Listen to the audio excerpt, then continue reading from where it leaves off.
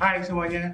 Halo, Halo, nama saya Thomas Ken Ronaldi, mahasiswa Mobile Technology. Saya merupakan alumni dari Bangkit Academy 2021, Machine Learning Path, dan Fellow Candidates University Innovation of Fellows.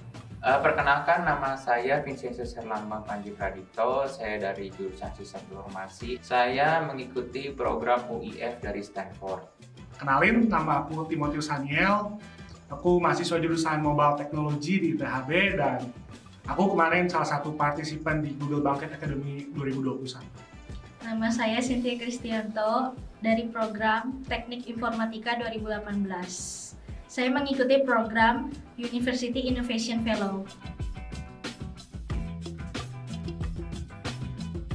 Saat saya mendengar ada UIF Stanford dari Bangkit, saya termotivasi buat belajar bagaimana sih cara bikin sebuah inovasi yang lebih matang gitu ya, terus lebih tertata dengan baik sehingga nanti saat diterapkan di kampus itu nggak cuman sebentar, istilahnya umurnya bisa jadi panjang, bahkan mungkin bisa jadi berkembang.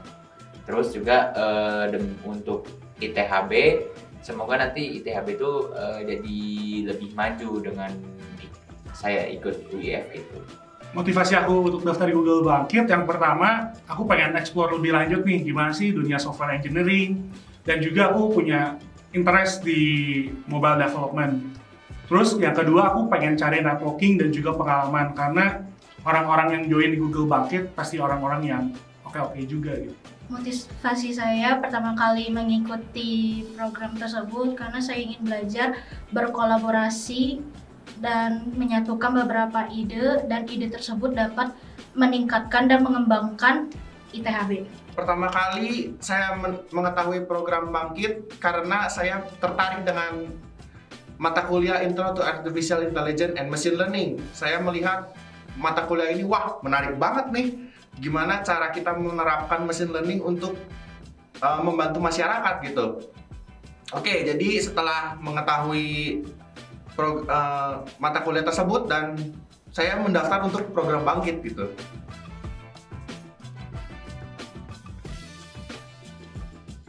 Oke, jadi aku kebetulan tahun lalu daftar juga Google Bangkit, cuman ditolak. Dan tahun 2021 ini aku daftar lagi dan ya puji Tuhannya lolos. Jadi proses seleksinya ya lumayan panjang sih. Jadi yang pertama kita ada seleksi, ada tes matematika 2 kali, lalu ada tes programming 2 kali, ada tes bahasa Inggris 1 kali, dan juga tes kepribadian sekali.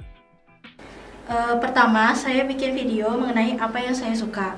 Kemudian saya upload ke Tribo sebagai kandidat. Setelah itu saya mengisi form kandidat dari UIF. Oke, yang pertama adalah kalian harus daftar dulu melalui Google Form yang disediakan di websitenya Bangkit. Kalian daftar di situ, 2-3 hari kemudian kalian mendapatkan email dari tim Bangkit beserta dengan token dari Decoding untuk tes. Tes yang dilakukan adalah tes kepribadian, tes matematika, dan tes programming. Setelah itu, nanti kalian akan dihubungi lagi oleh tim Bangkit apakah kalian masuk dalam kriteria untuk mengikuti program Bangkit atau tidak gitu. Untuk seleksinya waktu itu saya bikin video yang durasinya kurang lebih 5 menit ya.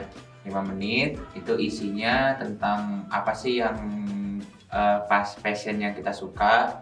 Terusnya kita juga menjawab pertanyaan-pertanyaan yang berhubungan dengan dunia pendidikan. Terusnya juga kita ditanya juga apakah kita suka dengan dunia pendidikan, seperti itu.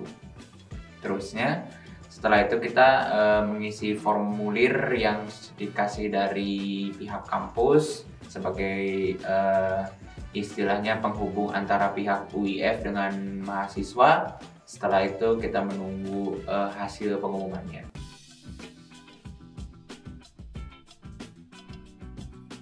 Untuk sukanya ikut UIF Stanford ini, kita bisa kenal sama orang-orang di luar sana ya, terutama kampus-kampus multinasional gitu ya.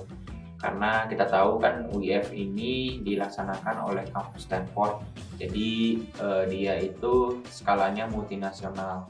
Sukanya yang pertama di Google Bucket itu kita challenging banget, jadi jangan adanya challenge yang terus datang ke kita bisa jadi terus belajar, kita bisa terus berkembang juga. Seneng dong kita dapat diajar langsung oleh mentor-mentor dari dunia industri yang kompeten di bidangnya gitu.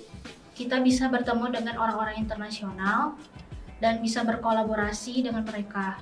Programnya bagus, jadi kita di situ kita bisa belajar nih hal-hal yang mungkin baru buat kita, tapi secara terstruktur, secara semuanya jelas, flow-nya, jadi kita belajarnya juga enak. Kemudian kita juga bisa mempelajari pembuatan project dari pertama sampai akhir secara matang, lalu mengimplementasikannya.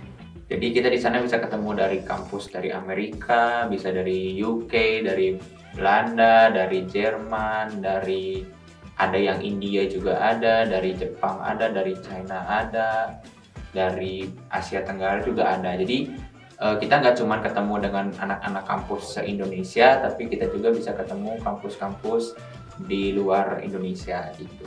Kami juga mendapatkan insight yang baru dari dunia-dunia industri yang menjadi mentor-mentor kita selama instruktur-led session gitu. Adanya Capstone Project. Jadi Capstone Project ini kita dibuat dengan mengaplikasikan ilmu-ilmu yang udah kita pelajarin ke dunia nyata. Dan ya kalau menang Capstone Project ya dapat $10,000. Dukanya itu kita harus meluangkan waktu kita untuk melakukan pengamatan dan diskusi. Dukanya itu kita harus bisa nyisihin waktu atau memanajemen waktu, di mana kita waktu untuk bermain, kalau punya pacar waktu untuk pacaran, terus bermain sama keluarga, segala macamnya. Sudah sewajarnya waktu bermain akan berkurang, waktu bersama dengan teman-teman akan berkurang gitu. Waktu istirahat pun akan berkurang karena biasanya saya mengerjakan program Bangkit ini, course-course yang ada di program Bangkit ini sekitar jam 9 malam ke atas sampai jam 2 pagi gitu. Di situ kita deadline-nya cepet banget. Kayak Capstone Project kita ngerjain cuma 1 bulan. Terus yang kedua tugasnya ya banyak, kayak hampir tiap minggu kita ada tugas. Dan yang terakhir ya stres aja sih itu.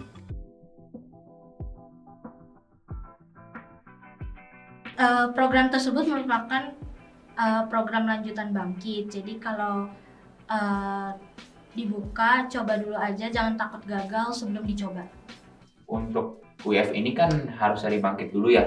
Jadi ya pertama ikut Bangkit dulu. Nah tapi kalau kalian udah ikut Bangkit, kalau emang ada program seperti ini, cobain dulu aja dulu daftar. Jangan takut kayak takutnya waktunya nabrak dengan kuliah atau apapun. Karena pihak kampus pun membantu kalian buat ngatur jadwalnya seperti itu. Jangan pernah nolak penawaran sih intinya. Kalau tips yang pertama, ketahui dulu nih dasar-dasar programming, ya yang simpel-simpel aja kayak algoritmnya itu cukup. Yang kedua, at least tahu bahasa Inggris, kita bisa dengar, bisa ngomong, bisa baca, bisa nulis, karena semua yang kita lakukan di Google Bucket itu pakai bahasa Inggris. Jadi kelas, ngerjain tugas, semuanya pakai bahasa Inggris. Terus yang ketiga, percaya diri sama berani ambil tantangan. Yang keempat, ya punya growth mindset aja. Jadi di Google Bucket itu kita serendah diri mungkin lah kita belajar sama orang lain kayak gitu. Dan yang kelima, ya jadi diri sendiri. Yang pertama, kalian harus pede.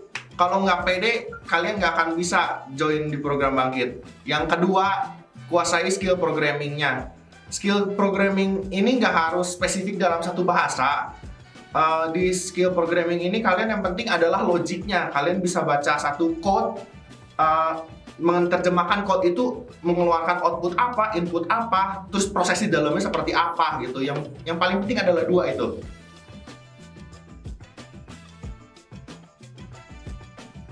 Jadi harapannya semoga program yang kita bikin di UIF ini bisa diterapkan di ITHB, bahkan mungkin bisa dijalankan mungkin hingga ITHB berumur 100 tahun lebih, mungkin sampai ya nggak tahu sampai kapan ya, pokoknya berjalan, bahkan mungkin bisa jadi lebih berkembang dan juga bisa lebih bagus lagi dari yang generasi awalnya. Harapannya sih programnya bisa bertahan dan dapat meningkatkan dan mengembangkan ITHB juga, dan berkat ITHB saya bisa lebih percaya diri mengikuti program-program yang tersedia di UIF Univision Fellow. Ya, tentu saja setelah mengikuti program ini saya ingin menerapkan ilmu yang saya dapatkan untuk memberikan impact terhadap masyarakat supaya bisa membantu masyarakat menyelesaikan masalahnya gitu. Seperti yang saya sedang lakukan bersama tim, yaitu mengembangkan aplikasi Bacara untuk menerjemahkan. Yang aku dapetin yang pertama yaitu punya pengalaman udah pasti. Terus yang kedua kita bisa tahu nih passion kita dari mana, terus kita jadi tahu tujuan hidup kita itu mau ngapain. Terus yang ketiga yang pasti networking yang luas. Salah satunya bisa sama mentor, bisa sama panitianya Google Bangkit, dan juga sama teman-teman seperjuangan kita. Terus kita bisa semakin berkembang karena di situ kita mau nggak mau kita harus terus belajar, kita terus belajar dari pengalaman orang lain, kita terus explore diri kita, jadi kita banyak pengalaman. Terus juga ya yang pasti kita bisa belajar langsung sama industri profesional, karena di Google Bangkit kita bisa belajar langsung dari Gojek, Tokopedia, Traveloka, Google, dan Capstone Project aku yang saat ini sekarang lagi pengembangan selanjutnya juga dimentoring sama orang Google Singapura dan juga Google Developer Expert dari Indonesia.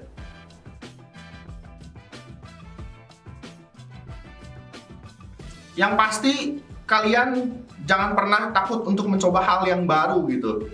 Karena setiap hal baru yang kalian coba, entah gagal atau berhasil, kalian akan mendapatkan pelajaran yang sangat banyak dari situ. 2-3 tahun sebelumnya mengikuti program Bangkit ini, saya tidak pernah melihat program-program seperti ini gitu. Tapi setelah mengikuti program Bangkit, wah luar biasa insight yang didapatkan, pelajaran yang didapatkan gitu.